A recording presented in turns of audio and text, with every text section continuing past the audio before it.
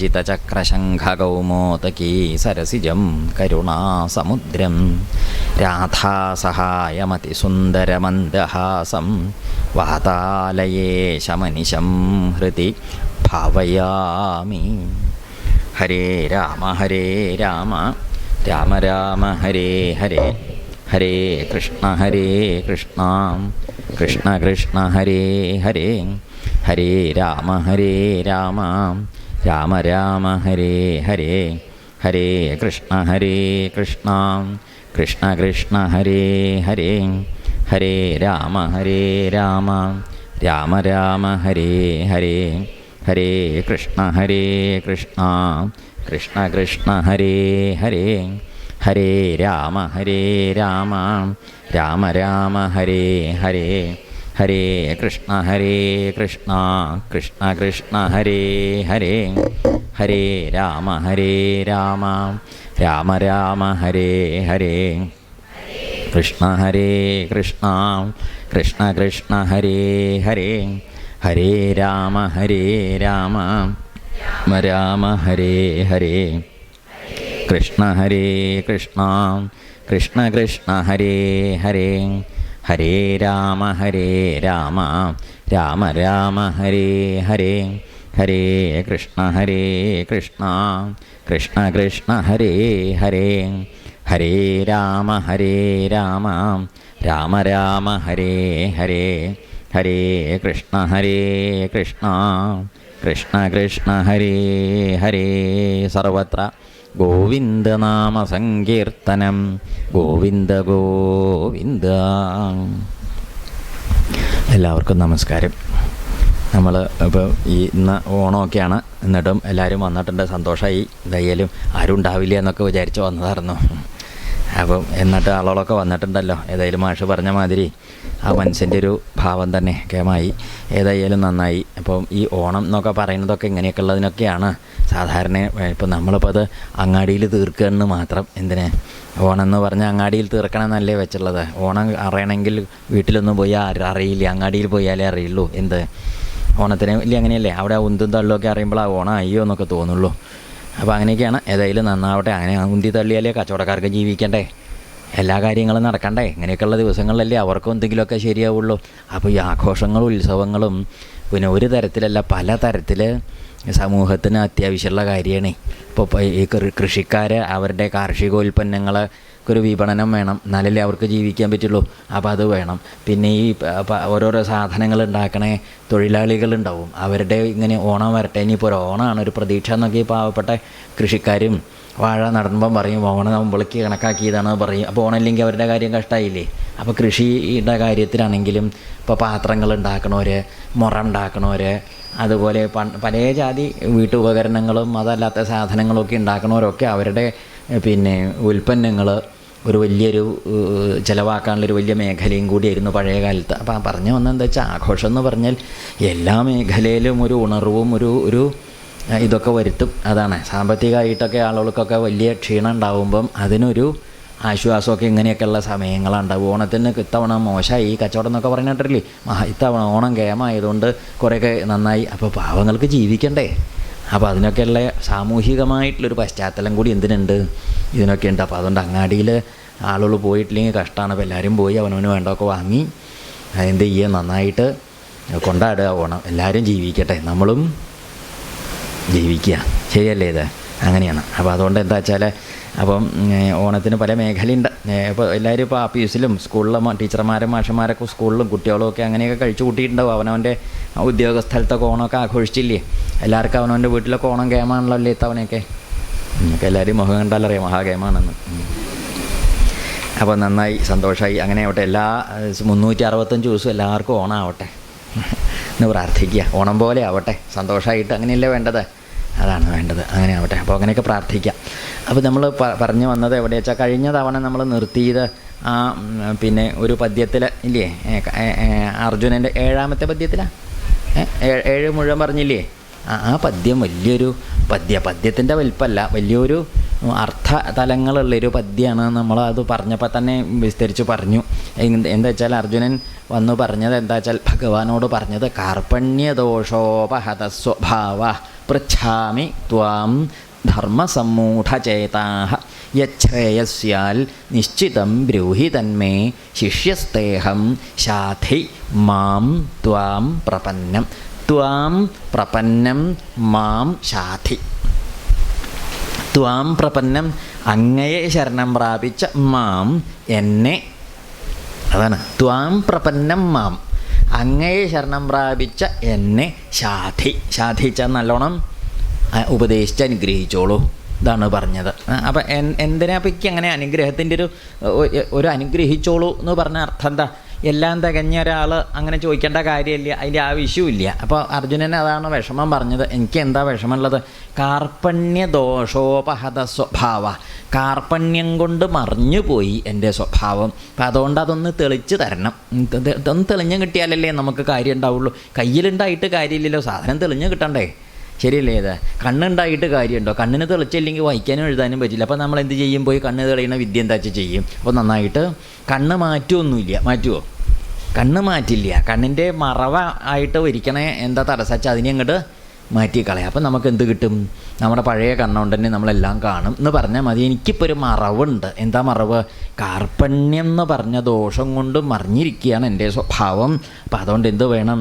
അതുകൊണ്ട് ഞാൻ പറയുകയാണ്, ഈ ഒരു കാർപ്പണ്യം കൊണ്ട് മറിയ കാരണമുള്ള ബുദ്ധിമുട്ട് എന്താ വെച്ചാൽ ധർമ്മസമ്മൂഢചേതാഃ. അതാ ബുദ്ധിമുട്ട്. എന്താണ് ധർമ്മസമ്മൂഢം? ധർമ്മം എന്താണ്, അത് ചെയ്യേണ്ടത് എന്താണ്, ചെയ്യാൻ പാടില്ലാത്തത് എന്താണെന്നുള്ളൊരു സ്ഥിതിയിലായിട്ട് പെട്ട് കിടക്കുക ഞാനേ. അതുകൊണ്ടാണ് ഞാൻ പൃച്ഛാമി. അപ്പം അങ്ങനെ വന്നാൽ എന്ത് ചെയ്യണം?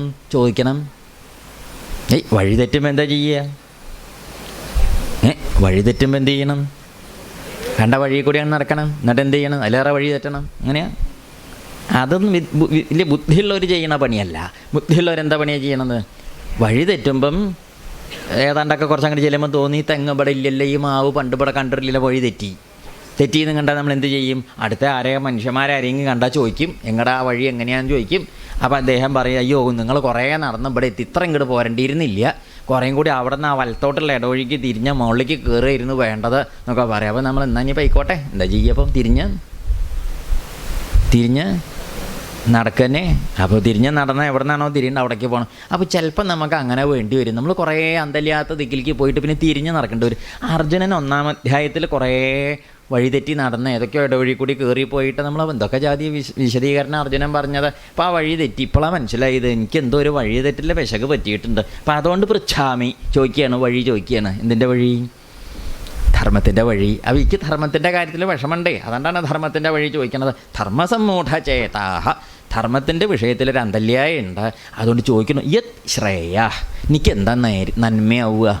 യത് ശ്രേയ, എനിക്ക് ശ്രേയസ്സാവണത് അത് നിശ്ചിതം. അത് അങ്ങക്കറിയാം, എനിക്കറിയില്ല. എന്താണ് അത്? അങ്ങക്ക് ഇഷ്ടമുണ്ട് നിശ്ചിതം. അത് അങ്ങയുടെ കയ്യിൽ നിശ്ചയിച്ച് ഉറച്ച സാധനമാണ്. നിശ്ചിതം ബ്രൂഹി, അതെനിക്ക് പറഞ്ഞു തരണം. അപ്പം പറഞ്ഞു തരണം എന്നൊക്കെ പറഞ്ഞാൽ അപ്പം എന്താ അപ്പം കണ്ട വല്ലവനൊന്നും പറഞ്ഞു കൊടുക്കേണ്ട കാര്യമൊന്നുമില്ല. അപ്പോൾ ഇതപ്പോൾ പറഞ്ഞു തരണം എന്നൊക്കെ പറഞ്ഞാൽ പറഞ്ഞു തരില്ല എന്ന് വിചാരിക്കാൻ പാടില്ല. എന്താ അങ്ങനെ വിചാരിക്കരുത്. അത് പറഞ്ഞു തരണം എന്ന് പറയുമ്പോൾ അതിനൊരു യുക്തി വേണ്ടേ? നമ്മൾ ചോദിക്കുമ്പം അതിനുള്ള യുക്തിയാണ് അർജുനൻ പറഞ്ഞത്. പറഞ്ഞു തരാൻ യോഗ്യത ഉണ്ട്. എനിക്ക് അങ്ങയുടെ തിരുമുമ്പിലിരുന്നത് കേൾക്കാനുള്ള യോഗ്യത ഉണ്ട്. എന്താ കാരണം? ഞാൻ അങ്ങയുടെ ഭാര്യയുടെ അല്ലേ പെങ്ങളെ വെള്ളിയാഴ്ച ആളല്ലേ, അങ്ങനെയല്ലേ പറഞ്ഞത്? ഞാൻ അങ്ങയുടെ സഹോദരി വിവാഹം ചെയ്ത ആളാവും എന്തെങ്കിലും പറഞ്ഞ്, അങ്ങനെയാണോ?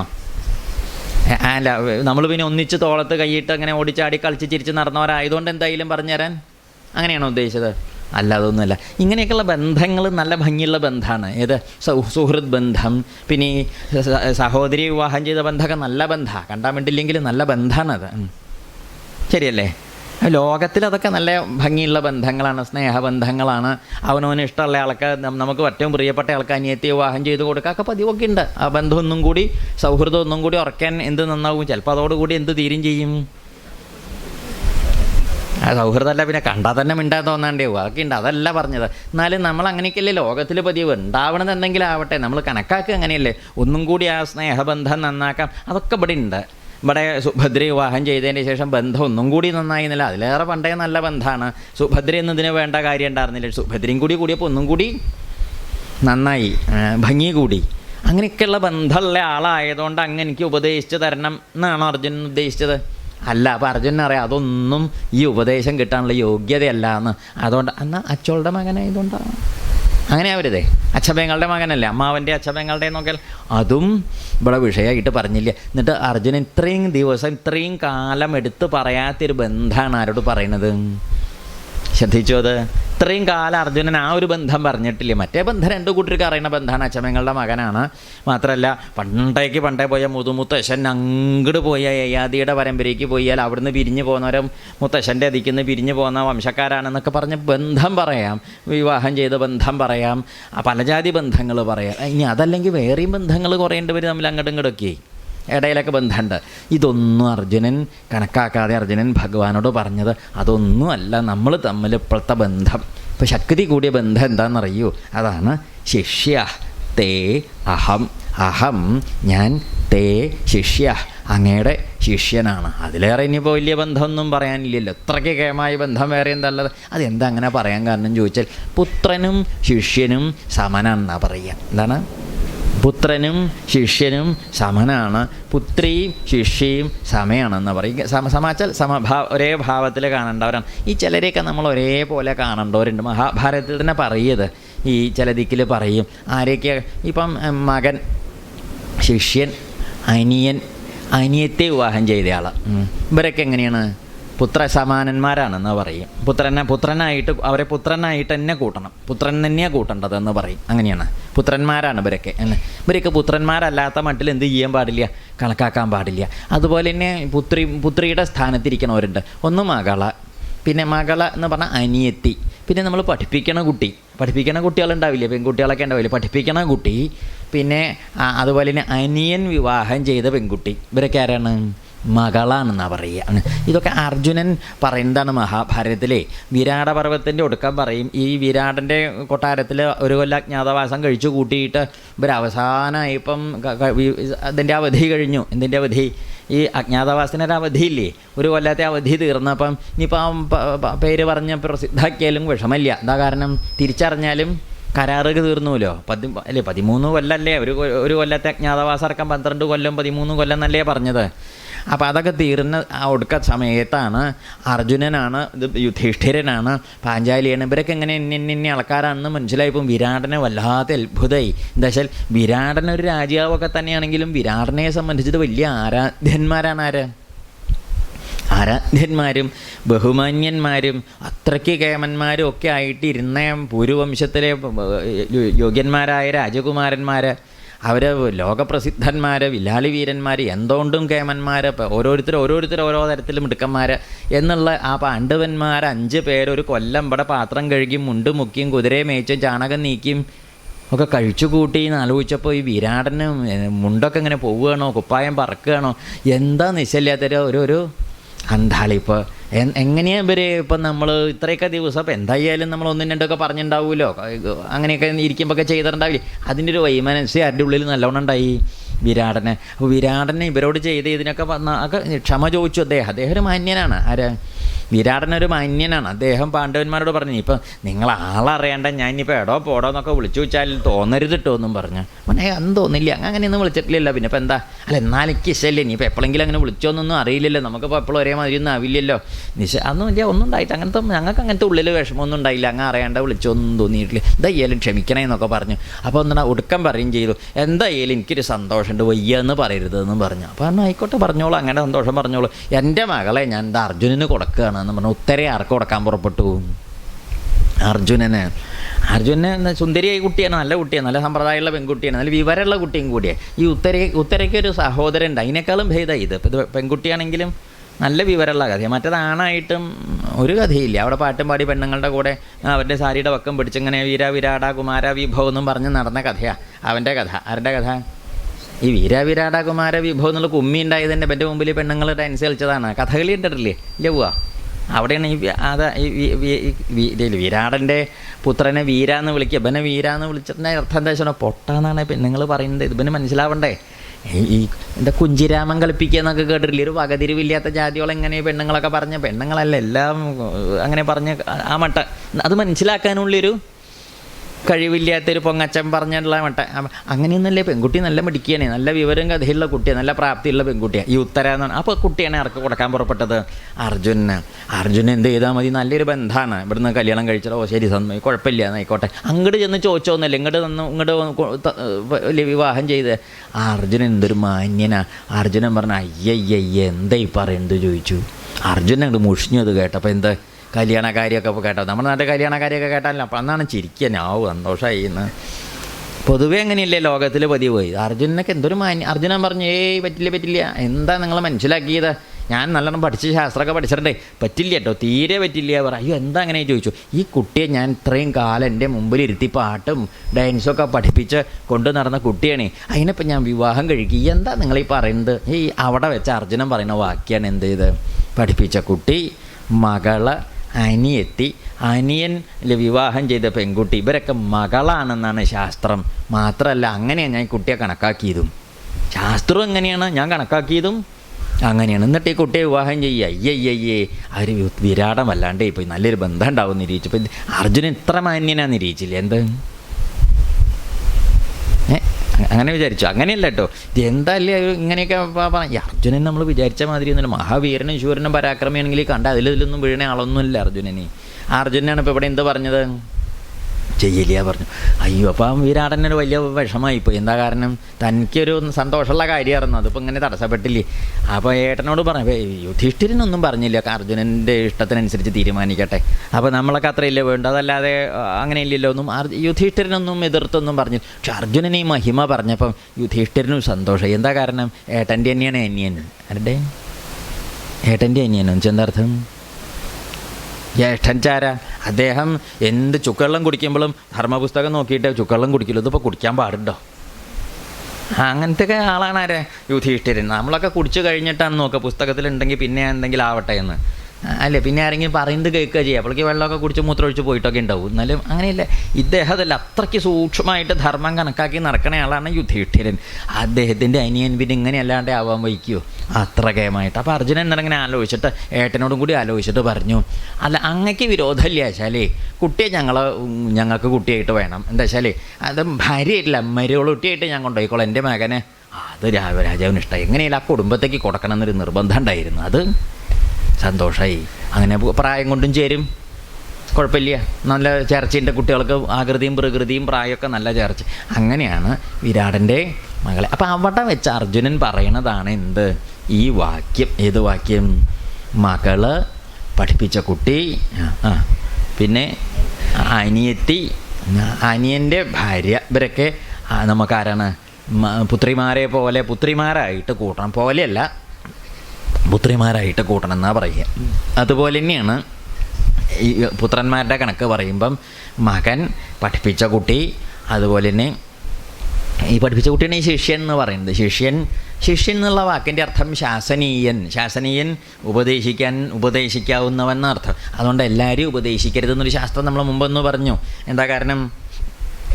പുത്രനല്ലാത്തവനെയും ശിഷ്യനല്ലാത്തവനെയും ഉപദേശിക്കരുത്. എന്താ കാരണം ചോദിച്ചാൽ അവർ രണ്ട് കൂട്ടരെയും നമുക്ക് ഉപദേശിക്കാൻ അധികാരമുള്ളൂ. അത് പറഞ്ഞതിൻ്റെ അടുത്ത് കണ്ട വല്ലവരെയൊന്നും ഉപദേശിക്കാൻ നടക്കണ്ടെന്ന്. അതുകൊണ്ടാണ് ഈ ആൾക്കാർക്ക് കണ്ടുകൂടാത്തത്. എന്ത്? ചിലർക്ക് തന്നെയാണ് ഉദ്യോഗം, രാവിലെ അങ്ങോട്ട് തുടങ്ങും വരും അങ്ങനത്തെയൊക്കെ അതിൻ്റെ തലയൊക്കെ പെട്ട് പോയാൽ അതിനേക്കാളും ഭേദം 8 മെയിലിൻ്റെ തലയാണ് എന്ന്. അതിനൊക്കെ വെച്ചോർത്താൽ പിന്നെ അതോട് തീരുമാനമാവും. ഇത് പിന്നെ ചാവൂല്ല. അല്ലേ അങ്ങനത്തെ ഒരു കണ്ടില്ലേ ചിലർ ഈ ഉപദേശമായിട്ട് ചിലരെ കാണുമ്പോഴേക്ക് തന്നെ കുട്ടികൾ പറയും കാരണവർ നമുക്ക് പോവാ വരുന്നുണ്ട്. എന്താ കാരണം എന്നറിയുമോ? എന്താ കാരണം? ഇത് വായ തുറന്നാൽ ഉപദേശമാണേ. പിന്നെ എന്ത് ചെയ്യും? എന്നാൽ അദ്ദേഹത്തിൻ്റെ കാര്യം അത് കഷ്ടമാണ്. എന്താ അതിന് വേറെ ആരും ഉപദേശിക്കേണ്ടി വരും. അപ്പം അതുകൊണ്ട് ഗുണമില്ല. അങ്ങനെ അതുകൊണ്ട് എല്ലാവരെയും ഒന്നും ഉപദേശിക്കരുത്. അപ്പം നമ്മൾ ഈ എന്താ വെച്ചാൽ എല്ലാവരെയും എപ്പോഴും ഉപദേശിക്കാൻ പാടില്ല എന്നും കൂടി ഉണ്ടത്. അതുകൊണ്ടാണ് അവിടെ പറഞ്ഞത് അപുത്രായ അശിഷ്യായ ച ന ഉപദിശേത്. അപുത്രനെയും അശിഷ്യനെയും, പുത്രനല്ലാത്തവനെയും ശിഷ്യനല്ലാത്തവനെയും ഉപദേശിക്കരുത് പറയും. അതുകൊണ്ടാണ് അർജുനൻ്റെ അടുത്ത് ഈ ഒരു ഭാവം, അർജുനന് ഇപ്പോൾ ഈ ഒരു ഭാവമാണെന്ന് ഭഗവാന്റെ അടുത്ത് ഇങ്ങനെ പറയാൻ കാരണം, എന്നെ അങ്ങ് ഉപദേശിക്കണം, ഞാൻ അങ്ങയുടെ ശിഷ്യനാണെന്നാണ് പറഞ്ഞത്. ശിഷ്യസ്തേഹം ശാധി മാം. അപ്പം ഞാൻ അങ്ങയുടെ ശിഷ്യനാണ്, എന്നെ ഉപദേശിച്ചോളൂ എന്ന് പറഞ്ഞു. അപ്പം ആ പറഞ്ഞതിൻ്റെ ഒരു അർത്ഥം മനസ്സിലായില്ലേ? ഇതാണ് അർജുനനെ ഉപദേശിക്കാണ്ടായ കാരണം. ഇവിടെയാണ് നമ്മൾ അന്ന് പറഞ്ഞു അർജുനൻ്റെ ഗുരൂപസത്തി എന്നാ പറയുക. എന്താ പേര്? ഗുരൂപസദനം. ഗുരൂപസദനം പറഞ്ഞാൽ നമ്മുടെ ജീവിതത്തിൽ നമ്മൾക്ക് വഴികാട്ടിയായിട്ട് ഒരു ഗുരുനാഥൻ ഉണ്ടാവും. ആ ഗുരുനാഥനെ നമ്മൾ കണ്ട് തിരിച്ചറിഞ്ഞ് മനസ്സിലാക്കി ആശ്രയിക്കലാണ് പ്രധാനമായിട്ട് ചെയ്യേണ്ടത്. പിന്നെ നമ്മളല്ല ചെയ്യേണ്ടത്. പിന്നെ ആരാ ചെയ്യേണ്ടത്? നമ്മൾ വയ്യായയുടെ വിഷമമായിട്ട് ഓട്ടോറിക്ഷ വിളിച്ചിട്ട് എവിടെ പോകണം? അമ്പലത്തേക്കോ? അമ്പലത്തേക്ക് പോവാം. അത് വേറെ രീതിക്ക് പോയതിൻ്റെ ശേഷം എവിടെ? ഡോക്ടറെ അടുത്ത് ചെല്ലും. എന്നിട്ട് ഡോക്ടറോട് വയ്യായ പറയും. എന്നിട്ട് നമ്മൾ മിണ്ടാണ്ടിരിക്കും. ചിലർ ഡോക്ടറോട് വയ്യായ പറഞ്ഞാൽ പിന്നെ ഡോക്ടർ ചികിത്സിക്കുകയും ചെയ്യും. അത് ചെയ്യരുത്. നമ്മുടെ വയ്യായയുടെ വിഷമം എന്താ വെച്ചാൽ അത് വിസ്തരിച്ച് പറഞ്ഞാൽ പിന്നെ നമ്മൾ മിണ്ടരുത്. പിന്നെ ആർക്ക് കുറച്ച് സമയം കൊടുക്കണം? ഡോക്ടർക്ക്. എന്തിന്?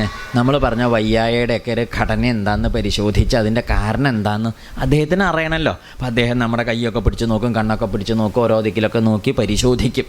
പരിശോധിച്ച് മനസ്സിലാക്കിയിട്ട് അദ്ദേഹം നമ്മളോട് അങ്ങനെയൊന്നും പറയുന്നില്ല. പറഞ്ഞിട്ടൊന്ന് ചിരിക്കുന്നിട്ട് പറയും, എന്നിട്ട് മരുന്നൊക്കെ തരും. നമ്മൾ ആ മരുന്ന് വാങ്ങി കഴിക്കുമ്പം ഭേദവും ചെയ്യും. ശരിയല്ലേ? ഇത് നമ്മൾക്ക് എന്നിട്ട് ഇത്രയും ദിവസമായിട്ട് വല്ലതും ഭേദമാക്കാൻ പറ്റിയോ? എന്താ കാരണം? അപ്പോൾ അദ്ദേഹം അതിനെ അറിയാം. അദ്ദേഹം മനസ്സിലായി വയ്യായുടെ കാരണം ഇന്നതാണെന്ന് മനസ്സിലാക്കി അതിന് വേണ്ടതായ ചെറിയൊരു മരുന്നുള്ളത് തന്നപ്പോഴേക്ക് നമ്മുടെ വയ്യായ മാറും ചെയ്തു. മനസ്സിലാവുണ്ടല്ലോ? ഇതുപോലെയാണ് ഗുരുനാഥനെ ചെന്ന് കാണുക, അങ്ങോട്ട് സമർപ്പിക്കുക, പിന്നെ ആരായിക്കോളും. അപ്പോൾ അദ്ദേഹം നമ്മളിന്നും മനസ്സിലാക്കുമല്ലോ. മനസ്സിലാക്കിയതിന് ശേഷം നമ്മൾക്ക് വേണ്ട വഴി, ഇദ്ദേഹത്തിൻ്റെ വഴി ഇന്നതാണെന്ന് ആ വഴി കൂടെ പോകുമ്പോഴേക്ക് എന്തുണ്ടാവും? നമ്മൾ നന്മയിലേക്ക്. അർജുനൻ ഇപ്പം ഇത്രയും അറിവില്ലായ അർജുനനില്ല, വിവരമില്ലായ അർജുനനില്ല, പ്രാപ്തിയില്ലായ അർജുനനില്ല, യുക്തിയില്ലായ അർജുനനില്ല, ബോധമില്ലായും സമ്പ്രദായമില്ലായും ഒന്നും അർജുനനില്ല. ശാസ്ത്രത്തിൻ്റെ എല്ലാ വിഷയങ്ങളും ശാസ്ത്രത്തിൻ്റെ മറുകര വരെ പഠിച്ചവനും ആണ് അർജുനൻ. എന്നിട്ട് പിന്നെ എന്തേ അർജുനന് പറ്റിയത്? ശരിയല്ലേ ഇത്? അപ്പോഴാണ് വിവരം ഉണ്ടായിട്ടും കാര്യമില്ല, അറിവുണ്ടായിട്ടും കാര്യമില്ല, ധാരാളം പഠിപ്പുണ്ടായിട്ടും കാര്യമില്ല. ഇതൊക്കെ ഉണ്ടാവും, പക്ഷേ ഇതില്ലെങ്കിൽ നേരെയാവില്ല. ഏതില്ലെങ്കിൽ? കേട്ടോ? ഈ പറഞ്ഞ വെളിച്ചമില്ലെങ്കിൽ നേരെയാവില്ല. ഇപ്പോൾ ആ വെളിച്ചം ഇദ്ദേഹത്തിന് ഇപ്പോൾ ആ വെളിച്ചം ഉണ്ടാവാൻ പോണതേ അതാ പറഞ്ഞു. എനിക്ക് ആ വെളിച്ചം വേണം. ശിഷ്യസ്തേഹം ശാധി മാം പ്രപന്നം. ശരണാഗതനായ എന്നെ അങ്ങ് ഉപദേശിച്ച് അനുഗ്രഹിച്ചോളൂ. ഞാൻ അങ്ങയുടെ പാദത്തിൽ സമർപ്പിച്ചു. എന്നിട്ട് അർജുനൻ എന്ത് ചെയ്തു? നമസ്കരിച്ചു. അങ്ങനെ എന്തായാലും അർജുനനും ഭഗവാനും ഇവരിങ്ങനെ കൂടെ ഈ മഹാഭാരതത്തിൽ പല ദിക്കിലും നമ്മൾക്ക് എന്ത് കാണാം? ഇപ്പം ഇവിടെ പറഞ്ഞപ്പോൾ ഈ ഭീഷ്മപർവ്വത്തിലാണല്ലോ അപ്പോൾ ഇത് പറയുന്നത്. ഭീഷ്മപർവ്വമൊക്കെ വരുന്നതിൻ്റെ എത്രയോ മുമ്പ് നമ്മൾ ശ്രീകൃഷ്ണ ഭഗവാൻ ഭാരതത്തിൽ പ്രത്യക്ഷമായി കാണുന്നൊരു ഭാഗം പാഞ്ചാലി സ്വയംവര. ആ പാഞ്ചാലി സ്വയംവരത്തിൽ പ്രത്യക്ഷമായിട്ട് ഭഗവാൻ വന്ന് പാണ്ഡവന്മാരുടെ അടുത്ത് പാഞ്ചാലി സ്വയംവരം കഴിഞ്ഞ് പോരുമ്പോഴൊക്കെ വർത്തമാനം പറഞ്ഞ് അവിടെയാണ് ഭഗവാന്റെ ഒരു ആദ്യത്തെ നമ്മൾ ഭഗവാനായിട്ട് കാണണത്. എവിടെ? ഭാരതകഥയിൽ ഭഗവാൻ പണ്ടേ ഉണ്ടെങ്കിലും കഥയിൽ ഭഗവാന്റെ മുഖം കാണുന്നത് എപ്പോഴാണ്? ഈ പാഞ്ചാലി സ്വയംവര സമയത്ത്. അവിടെ നിന്ന് ഇങ്ങോട്ട് തുടങ്ങിയിട്ട് പിന്നെ നമ്മൾ ഇടയ്ക്കിടയ്ക്ക് എന്ത് കാണും? പാണ്ഡവന്മാരുടെ കൂടെ ഭഗവാൻ വന്നു, കൂടി, മിണ്ടി, ഇരുന്നു, അവർ വർത്തമാനം പറഞ്ഞു, താമസിച്ചു, പിന്നെ അങ്ങോട്ട് പോയി, ഇങ്ങോട്ട് വന്നു, സൽക്കരിച്ചു, ചിരിച്ചു, കളിച്ചു, തമാശ പറഞ്ഞു എന്നൊക്കെ ഇഷ്ടം പോലെ ഇവിടെയുണ്ട്, ഭാരതത്തിലുണ്ട്. ആ സമയത്തൊന്നും അർജുനൻ പോയിട്ട് എന്ത് പറഞ്ഞിട്ടില്ല ഭഗവാനോട്? ഞാൻ അങ്ങയുടെ ശിഷ്യനാന്ന് പറഞ്ഞിട്ടുമില്ല. ആ സമയത്തൊന്നും ഭഗവാൻ അർജുനന് ഭഗവത്ഗീത ഉപദേശിച്ച് കൊടുത്തിട്ടും ഇല്ല. ഇല്ലെങ്കിൽ ഒന്ന് ആലോചിച്ച് നോക്കും. ഈ യുദ്ധം എന്നൊക്കെ പറഞ്ഞാൽ എങ്ങനെ ഉണ്ടാവും? യുദ്ധം ഇന്നത്തെ മാതിരി ഒന്നല്ല. ഇന്നൊക്കെ യുദ്ധം എന്നൊക്കെ പറഞ്ഞാൽ നേരെ നിന്ന് വെടി പൊട്ടിക്കാൻ ഏർപ്പാടൊന്നും ഇപ്പം ഉണ്ടോ? ഇല്ല. മറവിൽ നിന്ന് പൊട്ടിക്കുക, അപ്പോൾ മറ്റോ മറവിക്ക് പോകും. എന്നിട്ട് അങ്ങനെയൊക്കെയല്ലേ പതിവ്. പണ്ടൊന്നും അങ്ങനെയല്ല. പണ്ടൊക്കെ അവിടെ ഇങ്ങനെ വരിയായിട്ട് നിറയെ ആൾക്കാരുണ്ടോ, ഇവിടെ ഉണ്ടോ, എന്നാൽ അങ്ങോട്ടും ഇങ്ങോട്ടും മണ്ടൊക്കെ മുഖാമുഖമായിട്ട് യുദ്ധമാണേ. അപ്പോൾ എന്തായാലും എന്തുണ്ടാവണ സമയമാണത്? മനസ്സൊരു എന്തിലായിരിക്കും? യുദ്ധം അങ്ങനെ പരസ്പരം അങ്ങനെ അങ്ങോട്ടും ഇങ്ങോട്ടും യുദ്ധമായിട്ടിരിക്കുന്ന സമയത്ത് എങ്ങനെ ഇരിക്കും മനസ്സ്? അതൊന്നും വേണ്ട. അതിർത്തി തർക്കം, അപ്പുറത്തെ വീട്ടുകാരനും ഇപ്പുറത്തെ വീട്ടുകാരനും കൂടി അതിർത്തി തർക്കമാണ്. ഒരുത്തൻ കൈക്കോട്ടെടുത്തു, മറ്റവൻ മഴു എടുത്തു. രണ്ടാളും കൂടി ഇങ്ങനെ എടുത്ത് നിൽക്കുന്ന സമയത്ത് ആ വീട്ടിലൊരാൾ അപ്പുറത്തിരുന്ന ഒരു സിനിമാ പാട്ട് ഇങ്ങനെ പാടുക, ഗംഭീരമായിട്ട് പാടുമോ? ഒരു റൊമാൻറ്റിക് പാട്ട് ഇങ്ങനെ പാടുക, മരം ചുറ്റിയ പാട്ട്. ഈ മരം ചുറ്റിയിട്ടാണ് ഈ അതിർത്തി തർക്കം ഉണ്ടായത്. പാടുമോ? എന്താടോ പാടാൻ പറ്റില്ല? പാട്ട് ശരിയായിട്ടാ? പിന്നെന്തോണ്ടാ എന്താ പറ്റാത്തത്? ആ സമയത്ത് അത് വരില്ല. വരുമോ? എന്തുകൊണ്ട്? അവിടെ ഇങ്ങനെ എന്താ ഉണ്ടാവുമെന്ന് വെച്ചില്ലേ, മറ്റവൻ്റെ മഴുകണേ, ഇവൻ്റെയിലോ. അപ്പം ഒന്നും പറയാൻ പറ്റില്ല. എവിടേക്കാണ് പോകേണ്ടതെന്ന് വെച്ചാൽ ആസ്പത്രിക്ക് പോകണോ കണ്ണൂർക്ക് പോകണമെന്ന് നിശ്ചയില്ലാണ്ടെങ്കിൽ നിൽക്കണല്ലായിരുന്നു. അപ്പോഴാണ് ഒരു പിരിമുറുകിയ സമയമല്ലേ, ആ സമയത്ത് എന്ത് തോന്നില്ല, നമ്മളൊക്കെ അങ്ങനെയും തോന്നില്ല. ഈ ഉപദേശം എന്നൊക്കെ പറഞ്ഞാൽ ഈ മഴവും കൈക്കോട്ടായിട്ട് നിൽക്കുന്ന സമയത്ത് കൊടുക്കേണ്ടതാ ഉപദേശം ആണോ? അല്ലാതെ എപ്പോഴാണ് കൊടുക്കേണ്ടത്? ഇതായിരുന്നു മിണ്ടാത്തത്. അതൊരിത്തിരി ശാന്തമായി ഇഡ്ഡലിയൊക്കെ കഴിച്ച് ഒന്ന് ശാന്തമായിട്ട് നമ്മൾ പൂമുഖത്തൊക്കെ വന്നിരുന്ന് വേറെ വേവലാതിയൊന്നും ഇല്ലാത്ത നേരത്തെ പശുവിനെയൊക്കെ പശു കെട്ടഴിഞ്ഞ് പോയാൽ പിന്നെ ഉപദേശം നേരെയാവില്ല. പിന്നെ അടുത്ത വീട്ടുകാർ നമ്മളെ ഉപദേശിച്ച് നേരെയാക്കും. അപ്പോൾ അതിൻ്റെ മുമ്പ് അപ്പോൾ ഒരു ശാന്തത വേണം, എല്ലാ ചുറ്റുപാടിലൊരു ശാന്തത വേണം, നമുക്കൊരു ശാന്തത വേണം, കുടുംബത്തൊരു ശാന്തത വേണം. അങ്ങനെ ഒരു ശാന്തമായ സന്ദർഭത്തിൽ എന്തുണ്ടാവുള്ളൂ? ആരെങ്കിലും എന്തെങ്കിലുമൊക്കെ പറഞ്ഞാൽ നമുക്ക് കേൾക്കാനും കേട്ടതിനെക്കുറിച്ച് സംശയം ചോദിച്ച് അതിന് വിശദീകരണങ്ങൾ അറിഞ്ഞ് മനസ്സിലാക്കാനും മനസ്സിരുത്താനും ഒക്കെ പറ്റുള്ളൂ. ശരിയല്ലേ ഇത്? എന്നിട്ട് എന്താ ഇപ്പം ഇവിടെ അർജുൻ ഉപദേശത്തിന് പുറപ്പെട്ടത്? ശരിയല്ലേ ഇത്? അതെന്താണെന്നറിയൂ? അങ്ങനെ പുറപ്പെടാൻ കാരണം എന്താ ചോദിച്ചാൽ, ഈ അർജുനനും ഭഗവാനും ഒന്നിച്ച് ധാരാളം നടക്കാറുണ്ടെങ്കിലും പോവാറുണ്ടെങ്കിലും ഒക്കെ ഉണ്ട്, പതിവുണ്ട്. ഈ മഹാഭാരതത്തിൽ തന്നെ ധാരാളം ഉപദേശങ്ങളുണ്ട്. പലരും ഉപദേശിക്കുന്നുണ്ട്. പക്ഷെ അതൊന്നും ഇപ്പം നമ്മൾ ഇതുപോലെ എടുത്ത് പറയാറുമില്ല. ഇതുപോലെ ഭഗവത്ഗീതോപദേശം എന്ന് പറഞ്ഞാൽ ഗീതോപദേശം എന്ന് പറയും പോലെ മറ്റുള്ള ഉപദേശങ്ങളെ ഇതുപോലെ ഉപദേശങ്ങളൊക്കെ കേമായ ഉപദേശങ്ങൾ ഇപ്പം അനവധിയുണ്ട്. ഈ ധൃതരാഷ്ട്രരും വിതുരരും കൂടി, അതാ ഈ വിതുരരുടെ പോസ്റ്റ് തന്നെ എന്താണ്? ഉപദേശിക്കുന്ന. അതെ, നമ്മൾക്ക് ഓരോ പോസ്റ്റ് ഉണ്ടാവില്ല. എങ്ങനെ നമ്മുടെ ജോലിക്ക് കയറുമ്പോൾ ഏതെങ്കിലും ഒരു പോസ്റ്റിലേക്കാണല്ലോ നമ്മളെ ജോലിക്ക് ഇരുത്തുക. മാഷാച്ചാ മാഷ്, വില്ലേജ് ഓഫീസറാച്ചാ വില്ലേജ് ഓഫീസർ, കളക്ടറാച്ചാ കളക്ടർ, എന്തെങ്കിലും ഒരു പേരിലല്ലേ ഇരുത്തുക. അപ്പോൾ അതാണല്ലോ നമ്മുടെ ഉദ്യോഗ പേര്. വിതുരരെ ഉപദേശം തന്നെയായിരുന്നു അദ്ദേഹത്തിൻ്റെ പണി. രാവിലെ ഇങ്ങോട്ട് വരിക, പല്ലേക്കുക, കുളിക്കുക, ദേവാരമൊക്കെ കഴിഞ്ഞ് വന്നാൽ അദ്ദേഹം അങ്ങോട്ട് കസാരയിട്ടിരുന്ന് എന്ത് തുടങ്ങും? ഉപദേശം തുടങ്ങും. ധൃതരാഷ്ട്രം ഇത്തിരി വേവലാതി തുടങ്ങിയാൽ, എന്തെങ്കിലും ഒരു വയ്യായ ഇവിടുന്ന് ഇങ്ങനെ ഒരു വയറിൻ്റെ ഇവിടുന്ന് ഒരു വേദന തുടങ്ങി അദ്ദേഹം വിളിക്കൂ. ആരേ? ഡോക്ടറെ അല്ല, വിതുരരെ വിളിക്കുക. അപ്പോഴേക്ക് വിതുരരെ തയ്യാറായിട്ട് മുണ്ടൊക്കെ ചുറ്റി നിൽക്കുന്നുണ്ടാവും, തോളത്തെ മുണ്ടിട്ട് എന്ത് വിളിക്കുമ്പോഴേക്ക് അദ്ദേഹം വരും. വിതുര ഒന്ന് വേഗം വരിക. എന്താ രാജാവ് അങ്ങ് എന്തിനാ എന്നെ വിളിപ്പിച്ചത്? എനിക്ക് വയ്യലേശം ഉപദേശിക്കൂ. രാജാവ് ഇരിക്കൂ, ഞാൻ ഇരിക്കും. രണ്ടാളും കൂടി ഇരുന്നാണ് തുടങ്ങും ഉപദേശം. അങ്ങനെ രാജാവ് കുറേ നേരം കയറാവും. നന്നായി, ഇപ്പോൾ കുറേ ആശ്വാസം. ഇനി പോയിക്കോളൂ, വെയിലാവണതിന് മുമ്പ് പോയിക്കോളൂ. ആര് പോവും? വിതുരൻ്റെ കുടുംബത്തിൽ. പിന്നെ വൈകുന്നേരം നമ്മൾക്ക് വേവലാതി തുടങ്ങുമ്പോൾ വിതുര വരൂ തുടങ്ങിക്കോളൂ. എന്ത് ഇങ്ങനെയല്ലെങ്കിൽ ഏതാണ്ട് ഭാരതം വായിക്കുമ്പോൾ നമുക്ക് ഇങ്ങനെയാണ് തോന്നുക. എന്ത് എന്നിട്ട് ഈ വിതുരർ വിതുരർ നല്ല വിദ്വാനാണ്. അദ്ദേഹത്തിൻ്റെ മാതിരി വിവരമുള്ള ഒരാളാ നാട്ടിൽ അന്നില്ല. ഉണ്ടച്ചാൽ രണ്ട് ആൾക്കാരില്ല. ഒന്ന് ശ്രീകൃഷ്ണ ഭഗവാൻ, പിന്നെ ഒന്ന് നമ്മുടെ ഭീഷ്മരെ, അങ്ങനെയൊക്കെ ചിലരെ ഇദ്ദേഹത്തിൻ്റെ ഒപ്പത്തിനൊപ്പം വിവരം കഥയൊക്കെ ഉള്ള കൂട്ടർ, അങ്ങനെയൊക്കെയുള്ള മഹിമയുള്ള ആളുകളുള്ളൂ. നല്ല വിവരമുള്ള ആളാണ് അദ്ദേഹം. നല്ല വർത്തമാനങ്ങൾ പറഞ്ഞു കൊടുക്കാറുണ്ട്. ഒരു ചീത്തത്തം ചെയ്യണ ആളുമല്ല, വഴി തെറ്റി നടക്കണേ. അദ്ദേഹം ധർമ്മത്തിൻ്റെ വഴി കൂടി തന്നെ നടക്കുള്ളൂ, ലെവലേശം തെറ്റില്ല. പക്ഷെ അദ്ദേഹം കൊടുത്ത ഉപദേശം ഒന്നും കേട്ടിട്ടും ആര് നേരെയായിട്ടില്ല? ധൃതരാഷ്ട്ര നേരെയ്യോ? ആ വിതുരർ പറഞ്ഞ ഉപദേശത്തിൻ്റെ ഒരു ഏതെങ്കിലും ഒരു വക്ക് കേട്ടാൽ മതിയായിരുന്നു. ആര് നേരെയാവാൻ? ധൃതരാഷ്ട്ര നേരെയായില്ല. എന്താ കാരണം? അതൊരു ഉപദേശത്തിനായിട്ടുള്ള ഉപദേശമായിരുന്നു. പക്ഷേ ഈ ഉപദേശം കേട്ട് അർജുനൻ ഏതാണ്ട് നേരെയായി. എന്താ കാരണം എന്നറിയോ? അത് ഈ ഉപദേശം നന്നായതുകൊണ്ട് കാര്യമില്ല. ഉപദേശം കേൾക്കണമെന്ന് ചില സമ്പ്രദായങ്ങളുണ്ടാവണേ. അവനവൻ്റെ ഉള്ളിൽ ചില വ്യത്യാസപ്പെടുത്തലൊക്കെ വേണം. അർജുനൻ അത് പെടുത്തി. അതെന്താണെന്നറിയോ? ഉപദേശം വാങ്ങാൻ പുറപ്പെടുമ്പം ആ ഉപദേശം വാങ്ങണമെന്നുണ്ടാവേണ്ട മനോഭാവമാണ് ഇപ്പം അർജുനൻ പറഞ്ഞത്. എന്ത്? ശിഷ്യസ്തേഹം, ഞാൻ അങ്ങയുടെ ശിഷ്യനാണ് എന്ന് തോന്നണം. ഈ ശിഷ്യനാണ് എന്ന് തോന്നി ആ ഭാവത്തിൽ ഉറച്ചാലേ നമ്മൾക്ക് എന്തുണ്ടാവുള്ളൂ, ഈ പറയുന്നത് കേട്ടുറപ്പിക്കാനും ഇതെൻ്റെ നന്മയ്ക്കാണെന്ന് ബോധ്യപ്പെടുത്തി അതിനനുസരിച്ച് ജീവിതത്തെ രൂപപ്പെടുത്തി മുമ്പിലേക്ക് പോകാനും പറ്റുള്ളൂ. ഇല്ലെങ്കിൽ എന്ത് പറ്റില്ല, നമ്മളൊക്കെ ഉപദേശം ഫലിക്കില്ല. ഉപദേശം നന്നായതുകൊണ്ട് കാര്യമില്ല, ഉപദേശം തന്നയാൾ മഹാകേമനായതുകൊണ്ടും കാര്യമില്ല, നമ്മൾക്ക് ഫലിക്കില്ല. എന്താ കാരണം എന്നറിയോ? ഈ നമ്മൾ ഈ വിധത്തിൽ നമ്മളെ രൂപപ്പെടുത്താത്തടത്തോളം കാലം നമ്മൾക്കതൊന്നും നമ്മളെ ബാധിക്കാത്ത വിധത്തിലായിട്ട് തീരും. ഇപ്പോൾ ശ്രീശുകരെ പരീക്ഷത്തിന് ഉപദേശം കൊടുത്തു. പരീക്ഷത്തിന് നേരെയായി.